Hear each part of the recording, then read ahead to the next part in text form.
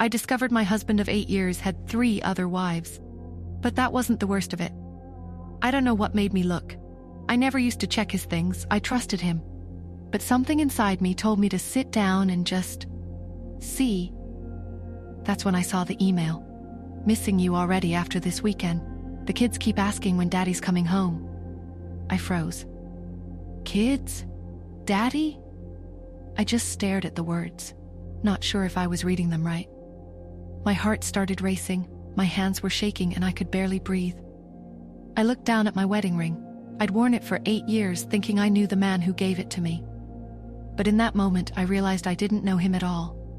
When Thomas came into the room a little while later, I was still sitting there. I held up the laptop and asked very calmly, "Who is she?" He blinked, acted confused, then gave me this easy laugh, like I was being ridiculous. "Oh, that? She's just some colleague who's obsessed with me. You're being paranoid again, Alex." The way he said it, so smooth, like he'd practiced that line. It was the first time in my life I felt my body go completely cold while someone was speaking. That night I couldn't sleep. I lay beside him, staring at the ceiling until 2 a.m, listening to him snore like nothing had happened. That's when I knew. I couldn't just ignore this. The next day, I started looking. And once I started, I couldn't stop. A week later, I found a hotel receipt in his suit jacket. Another day, I saw a flirty text message on his phone when he left it unlocked by accident. Then came the whispered phone calls from the bathroom late at night. Each thing by itself might have been explainable. But together, they were pieces of a puzzle I hadn't wanted to see. One night, I gathered everything, receipts, printouts, screenshots, and laid them all out on the living room table. When Thomas walked in, he looked shocked. He dropped his briefcase like it burned him. "Jesus, what is all this?" "Evidence," I said. He tried to laugh it off, said I was overreacting, but the evidence was right there in front of him. I asked him directly, "How long have you been seeing her?" He sat down, rubbed his hands over his face, and whispered, "It was a mistake. A few times, that's all." I told him not to lie to me. Not anymore. That was the first time I saw him break. "I never meant to hurt you," he said. I laughed, bitter and broken. "You've been hurting me every day for years." A few days later, I went searching for an old photo album in the storage closet. I opened one of Thomas's boxes and found something strange. A children's drawing, folded and tucked between some files. It had, "To Daddy," written in bright crayon letters. A stick figure family, one that didn't include me. There was also a birthday card. "Happy birthday, Daddy. We love you." Signed, Ethan and Mommy. I sat on the floor staring at it. The walls felt like they were closing in. That was the moment I realized he wasn't just cheating, he was living another life. A few weeks after that, my friend Lisa, who I hadn't spoken to much recently, called and asked if we could meet for coffee. She looked nervous. Really nervous. "I've been debating whether to tell you this," she said, fidgeting with her coffee cup. "But I saw Thomas at the Westlake Hotel with someone else. They looked really close." I didn't even feel surprised anymore, just tired. "How long?" I asked. "People said they've been together for years. Years, not weeks, not months, years. Before our engagement, before our vows, before everything. That same week, I had a panic attack. Full-blown, couldn't breathe, heart racing, chest-tightening panic. Lisa had to drive me to the ER. The nurse kept asking if I was under stress. I remember just nodding, unable to speak, gripping the hospital blanket like it could hold my life together. That's when Lisa said, "You can't stay with him, Alex. He's not just unfaithful, he's dangerous." 3 days later, I got a call from a woman named Diane. "Are you Alexandra Mercer?" "Yes," I said. "I believe we have something in common. I'm married to your husband, Thomas Mercer." I dropped the phone, literally dropped it. When I picked it back up, I said, "That's not possible. I'm married to Thomas." "How long?" she asked. 8 years. 6 for me. I have a 4-year-old son with him. We talked for over an hour. It was like piecing together a mystery, a horrible, disgusting mystery.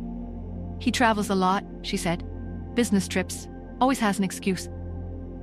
"I thought he was at conferences," I said. "We promised to keep in touch." The next day, Diane called again. "I found someone else. Her name is Rachel. She lives in Denver. She's been married to him for 3 years. 3 wives, 3 homes, 3 lives. We decided to meet him together, in public, at a restaurant in Boston. He walked in, smiled, and kissed my cheek. "Why the big table?" he asked. I smiled back. "We're expecting company." When Diane and Rachel walked in, his face turned ghost white. I said, "Thomas, I believe you know everyone here." He tried to explain, begged, said he loved each of us in different ways, said we were all real to him. Rachel said, "What do I tell my kids?" Diane told him he needed help. I just stared at him. I didn't feel anger anymore, just emptiness. Then we walked out, together, left him sitting there. 3 women, 1 betrayal, and a strange kind of sisterhood born from shared pain. And then he finally got what he deserved. It happened on a Tuesday morning. I was sitting on the couch, sipping lukewarm coffee, still in pajamas, when I heard a knock at the door. I opened the door to find 2 plainclothes officers and a uniformed one standing on my porch. "Are you Mrs. Alexandra Mercer?" I nodded, heart hammering. "Do you know the current location of your husband, Thomas Mercer?" My mouth went dry. He's at his office, Midtown." The officer nodded, pulled out a small notepad. "Thank you, you'll want to follow the news today." I didn't even ask why, I already knew. 2 hours later, a headline popped up on my phone.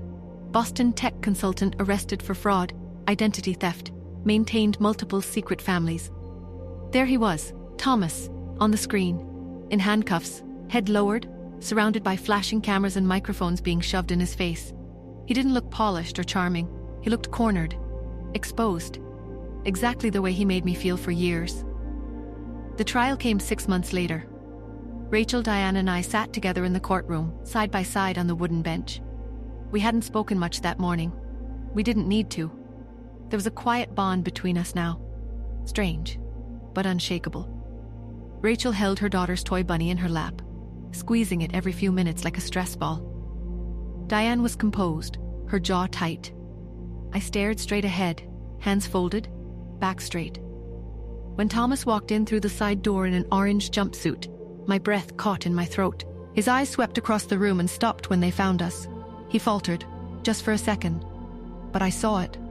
He hadn't expected us all to be there. The prosecutor laid everything out. The marriages, financial fraud, the credit card scams, the real estate shell companies, the second set of IDs found in his safe deposit box. It sounded like a movie, but it wasn't fiction. When I was called to testify, I stood, walked slowly to the stand, and sat down. I looked Thomas directly in the eyes. "He told me I was the only one," I said into the microphone.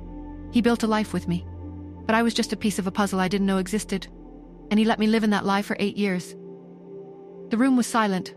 Later, Diane testified about their son, about the birthdays Thomas never missed because he scheduled around his lies. Rachel brought the receipts, the files she'd discovered, the photos, the apartment leases. One by one, we told our stories, not with anger, but with truth.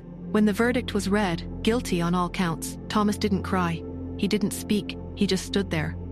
The mask he wore for years was gone. The judge sentenced him to 18 years without parole for fraud, identity theft, and bigamy. He would be serving time in a federal facility.